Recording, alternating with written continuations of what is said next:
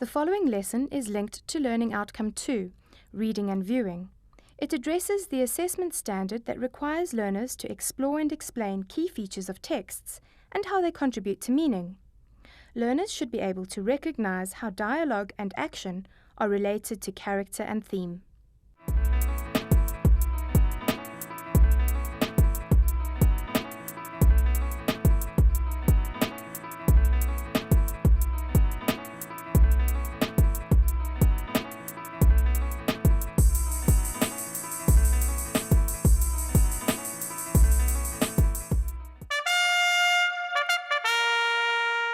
Hi there, I'm Nelly Mabaso. In your study of literature, you are often asked to discuss characterization.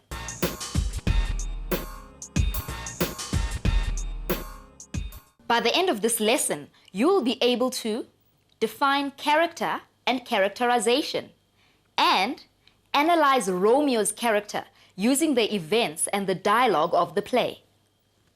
Let's remind ourselves of what exactly is meant by character and characterization.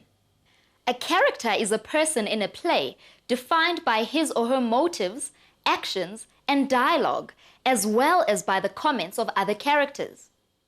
We come to know characters by what they say or don't say, and what they do or don't do. We also learn about characters from what other characters say about them. A character can stay the same throughout the play or can change either gradually or as a result of a crisis. Now, let's recap what characterization is all about.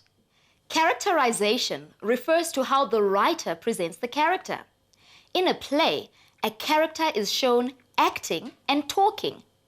So, what should we examine when we are trying to decide what a character is like? Start with the character's appearance, although Shakespeare gives very little of this kind of information. Then you could look at the character's actions, their words, motivation, and thoughts. Shakespeare uses the technique of the soliloquy to give the character's thoughts. Remember, a soliloquy is when the character is alone on stage and he or she makes a speech. Now, let's see how Shakespeare creates for us the character of Romeo. Romeo is the hero of the play, but on the surface, he doesn't seem too heroic. He starts out in love with one girl, Rosalind, decides he likes another one better, that's Juliet, marries her but doesn't let anyone know about it, gets his best friend killed, kills his wife's cousin, runs off, returns, kills his wife's suitor, thinks his wife is dead, doesn't check, and commits suicide. Does that sound like much of a hero? Let's see what we can learn about Romeo from his actions. The play starts with sword fighting between the servants, and then the heads of the two households join in, but Romeo does not appear. In fact, the very first mention of Romeo comes when his mother asks about him and says how glad she is that Romeo was not part of the fighting. "Oh, where is Romeo? Saw you him today? Right glad I am he was not at this fray." Now we ask ourselves, why does Shakespeare keep Romeo out of the fighting? What does this suggest to the audience about him? Romeo is kept separate from the violence. He's not as caught up in the feud and hatred as is someone like Tybalt, who is all too eager to fight. And we ask ourselves, why? Is Romeo a pacifist? Someone who doesn't believe in fighting and violence? Is he a weakling, too terrified to pick up a sword? Almost immediately, Benvolio, his cousin, offers us some more information. Romeo avoids everyone. He keeps to himself. Lord Montague, Romeo's father, agrees that Romeo has been behaving very strangely, and Benvolio offers to try to find out why. He talks to Romeo. What sadness lengthens Romeo's hours? Not having that which having makes them shorter. And love. Out. Of love. Out of a favor where I am in love. Ah, so that's the first answer. Romeo is in love with a girl who doesn't love him. He is suffering from unanswered love. But who is she? We learn quite soon that she is the fair Rosalind, Lord Capulet's niece, the enemy of the Montagues. No wonder Romeo doesn't want to get involved with the fighting between the two families. Benvolio has a suggestion for Romeo. He should go uninvited to Capulet's party and compare Rosalind with all the other girls there. Then Benvolio argues Romeo will see that Rosalind is not as special as he thinks, and he will find another girl and so stop being so miserable and unfriendly. And Romeo goes, convinced that he will see no one as wonderful as Rosalind. And of course, we know what happens. He sees Juliet. All thoughts of Rosalind disappear immediately. Let's stop and think about Romeo's falling out of love with one girl so quickly and into love with another.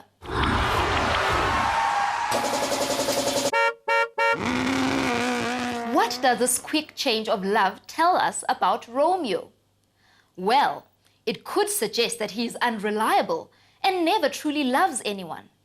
But we know the story. He does sincerely love Juliet and kills himself when he thinks he will have to live without her. So that's not the answer. Let's ask a slightly different question then. What does his falling in love with Juliet tell us about his love for Rosalind? If Juliet is the real love of his life, then he wasn't really in love with Rosalind. He just thought he was in love with her. What do we call this kind of shallow feeling that is very intense, very strong, but doesn't last? We call it infatuation. Romeo was infatuated with Rosalind, but he didn't love her with the deep, lasting love he feels for Juliet. Just think of the differences between how he behaves after he has met Juliet with his behavior towards Rosalind. Let's look at these differences. He loves Rosalind from a distance, but he gets close enough to Juliet to kiss her at their first meeting.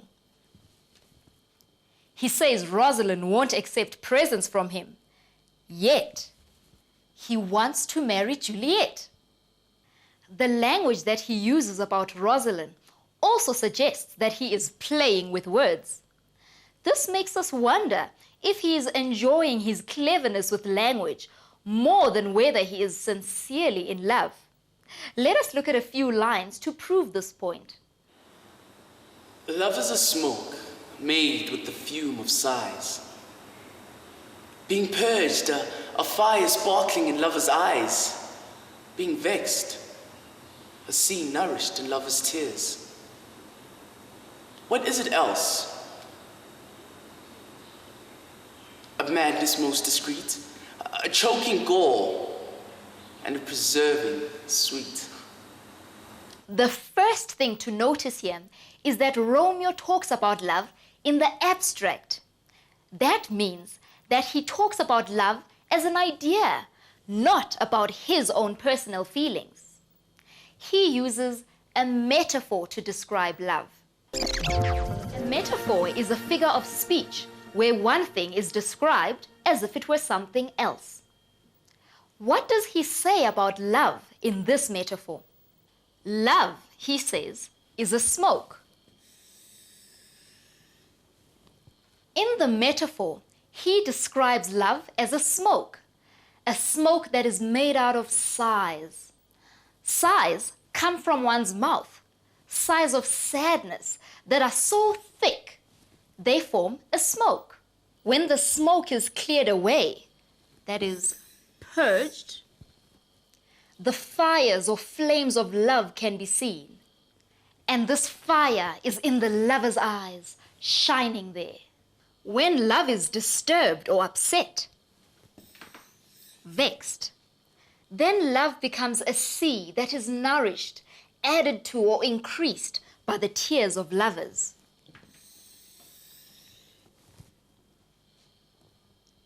Love is a madness which is very reasonable or sane. Discreet. Does that make much sense to you? Love is a reasonable madness?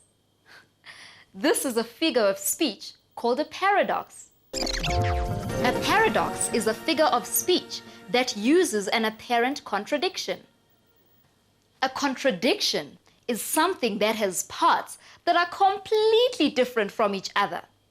Now let's return to Romeo and his contradictions about love. Love is a madness most discreet, a choking gall, and a preserving sweet.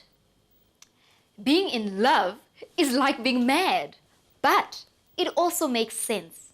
Those crazy feelings that we have when we're in love have their own kind of sanity.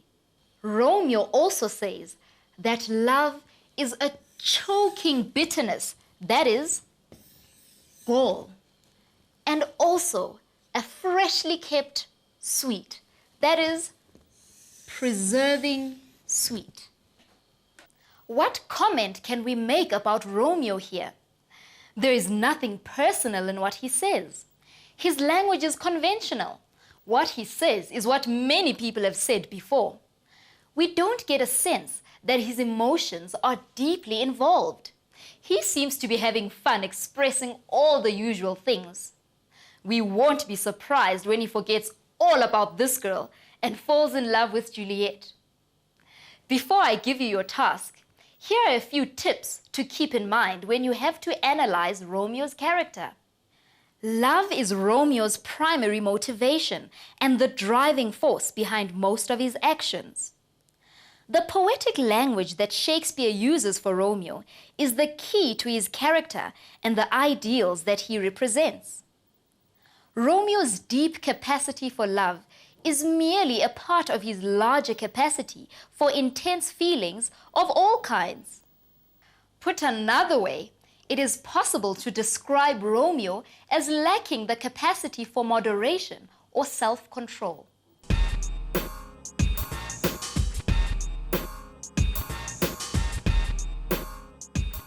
Your task is to read the following lines and then answer the questions.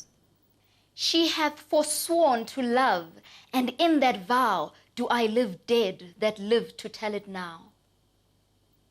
Who is the she, and what has she promised?